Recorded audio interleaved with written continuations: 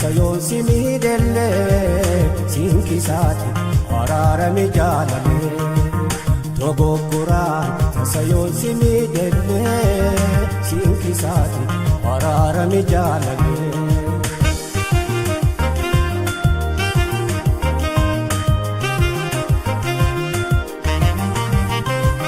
Waka kafaa yoomutu qulqulluuni hubattume badinda bunamni dogoggoraan tasayoon si miidhelle taskafaawiiti itti yaadi jaalale Nandibini firaachi mogga haadhate yoon balleesse si keessa araarame osoo hin dagatin waliin dabarsine jaalalateen Oitu guyyaa mee maali mee agama kootee maraa naataatee kan taane judaa garaa jibba samoo dhaaba koossi jijjiiree jaalala durnaa qabdu kan daboole ansanumaa yoomuu hin jijjiiramu onne raayi si jaaladha siinsituu Harayumaa yoomunaaf jaalatitee siis dagaate nama buusu baattatee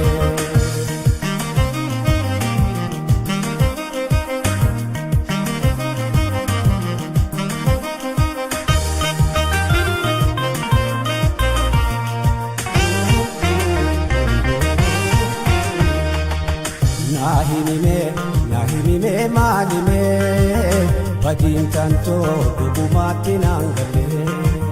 dogoggoraan tasayoon si miidhellee sinkisaati waraarame jaalale dogoggoraan tasayoon si miidhellee sinkisaati waraarame jaalale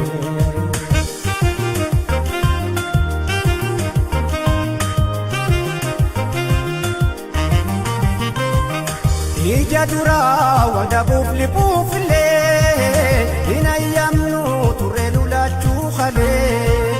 wala mannee yoo taphannu jaalalaan barnu kabaabata jaalatoo akkan deeraa har'a jiruun nagantee fagaatullee qaamaaf qalbiin si faana baryoomillee feerii waliin habakaalanne halee toolessitee Besuuf deemta malee Ana marraa jajaafi gochaanillee waasiniilee beeku daguutillee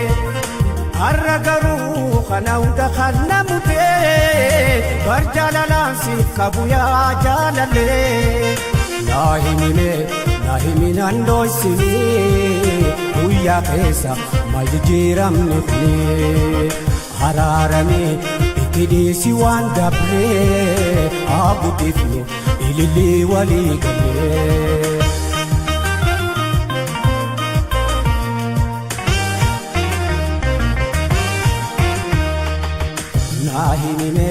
Naahimime maalimee Badin tanto dugumaatti naangalee dogoggoraan tasayoon si miidhellee sinkisaati waraarame jaalale dogoggoraan tasayoon si miidhellee sinkisaati waraarame jaalale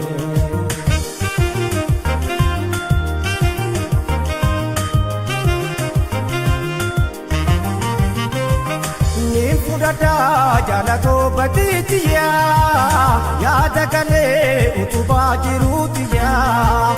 jiruudhaanis walda banana feerini ammeenya isaanii beeta gadhubaani si sheeneessaa cubbuu sitti tahee hin dagaatin tasabar guyyaa kalee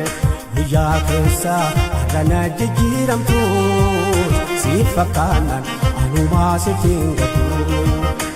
Ija duraa wada buuflee hin ayyamnu turre lulachuu halee har'a garuu sana hunda kanaa mudee gorsa namaa keessa maalumaaf nagantee Naaffisimee